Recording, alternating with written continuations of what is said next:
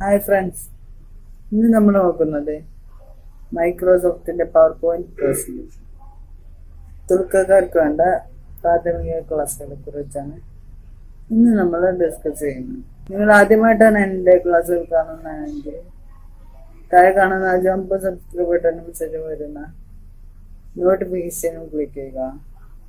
എങ്കിൽ ഞാൻ ഇടുന്ന ഓരോ ക്ലാസ്സുകളും നിങ്ങളുടെ മൊബൈലിൽ എത്തുന്നതാണ്.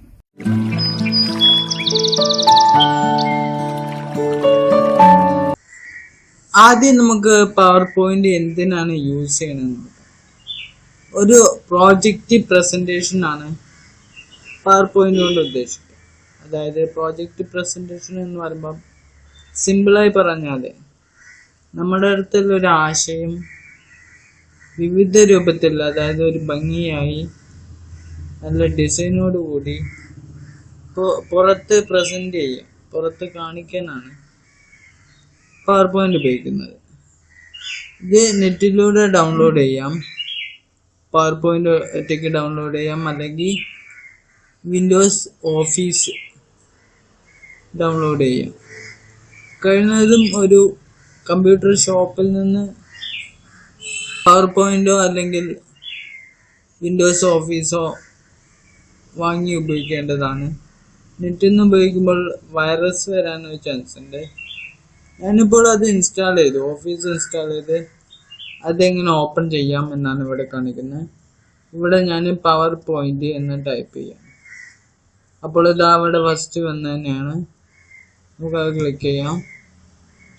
അപ്പോൾ അത് ലോഡ് ആവുന്ന കാണാം. ഇവിടെ ഇങ്ങനെ ഒരു മെസ്സേജ് വരാൻ കാരണം ഈ പവർ പോയിന്റ് ഞാൻ ആക്ടിവേറ്റ് ചെയ്തിട്ടില്ല.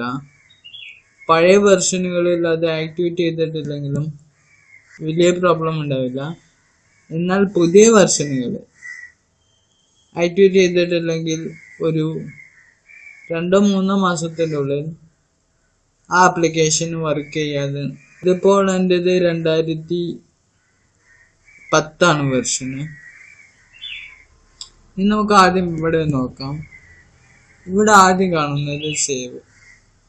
നമുക്ക് നമ്മുടെ ഫയലുകൾ സേവ് ചെയ്യാം, ഇപ്പോൾ സൂക്ഷിച്ചേക്കാണ്. രണ്ടാമത് കാണുന്ന സേവ് ആസ്. ഒരു സേവ് ചെയ്ത ഫയലിന് പുതിയൊരു പേരിലോ അല്ലെങ്കിൽ പുതിയ ലൊക്കേഷനിലോ സേവ് ചെയ്യാനാണ് സേവ് ആസ്. അതേപോലെ ഓപ്പൺ. നമുക്ക് സേവ് ചെയ്ത ഒരു ഫയലിന്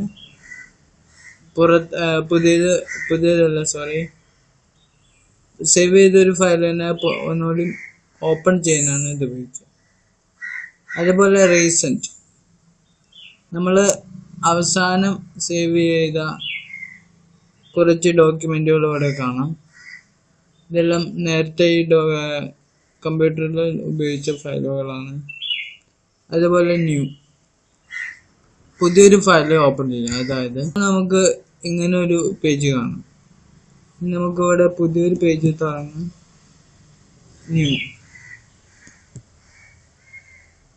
ഇവിടെ നമുക്ക് വേണ്ട രീതിയിൽ ടെംപ്ലേറ്റുകൾ ഉപയോഗിക്കാം. ഇതെല്ലാം കിട്ടണമെങ്കിൽ നെറ്റ് കണക്ഷൻ വേണം.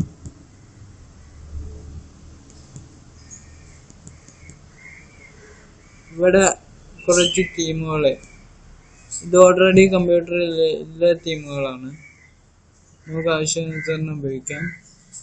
ഇവയ്ക്കെല്ലാം നേരത്തെ പറഞ്ഞതുപോലെ തന്നെ ഷോർട്ട് കട്ടുകളുണ്ട്. സേവ് ചെയ്യാൻ Ctrl+, ഓപ്പൺ ചെയ്യാൻ Ctrl+O.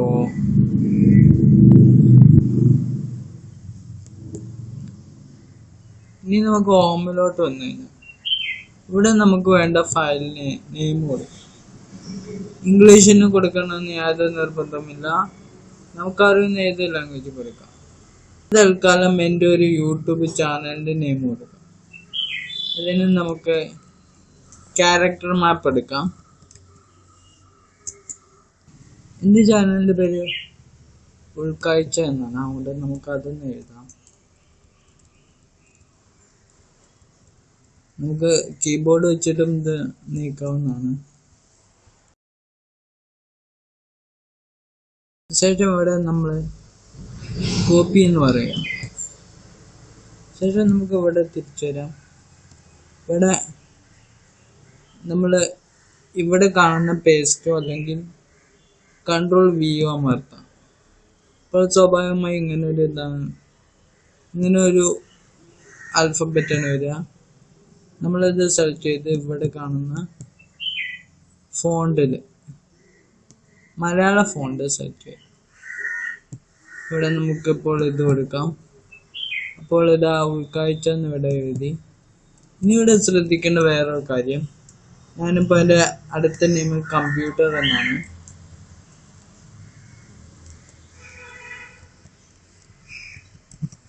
ഇവിടെ എങ്ങനെ ഒരു ഇതായിരിക്കും വരിക. അപ്പോൾ നമ്മൾ വേണ്ട അത് സെലക്ട് ചെയ്യാം. ശേഷം നമുക്ക് വേണ്ട ഒരു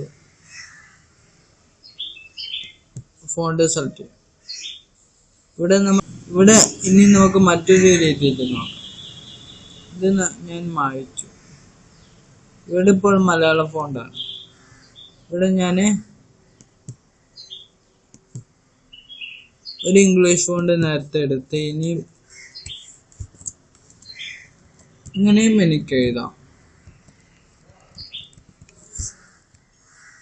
നമ്മളെ ഫോണ്ട് സ്റ്റൈൽ മാറ്റുന്ന പോലെ തന്നെയാണ് നമുക്ക് ഫോണ്ട് സൈസ് ഇവിടെ നിന്ന് മാറ്റാം. സെലക്ട് ചെയ്യാം. ഇവിടെ നമുക്ക്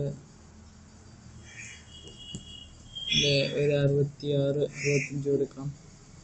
ഇവിടെ ഇപ്പോൾ ഫോണ്ട് ഇല്ലാത്തത് ഇത് 2 ഫോണ്ടായതുകൊണ്ട്. ഇപ്പോൾ ഒറ്റ ഫോണ്ടാണ് കൊടുത്തിട്ടുണ്ടെങ്കിൽ ഇതിവിടെ കാണിക്കും.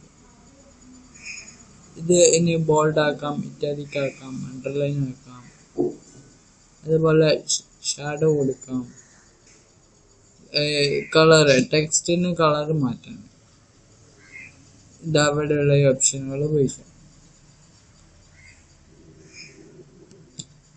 അതേപോലെ നമ്മൾ എഴുതുന്ന പാരഗ്രാഫിന് അലൈൻ ചെയ്യാൻ ബുള്ളറ്റ് നമ്പർ.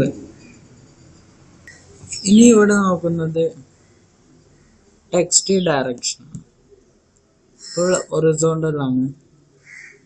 റൊട്ടേറ്റീവ് ടെക്സ്റ്റ് 90 എന്ന് കൊടുത്താൽ ഇങ്ങനെ ഇതേ രീതിയിലുള്ള മാറ്റങ്ങൾ ഇവിടെ വരും. അപ്പോൾ നമുക്ക് ഹൊറിസോണ്ടൽ എന്ന് ക്ലിക്ക് ചെയ്യാം. അതേപോലെ അലൈൻ ടോപ്പ് മിഡിൽ ബോട്ടം എന്നിങ്ങനെ ഇവിടെ കാണാം. നന്ദി, നമസ്കാരം.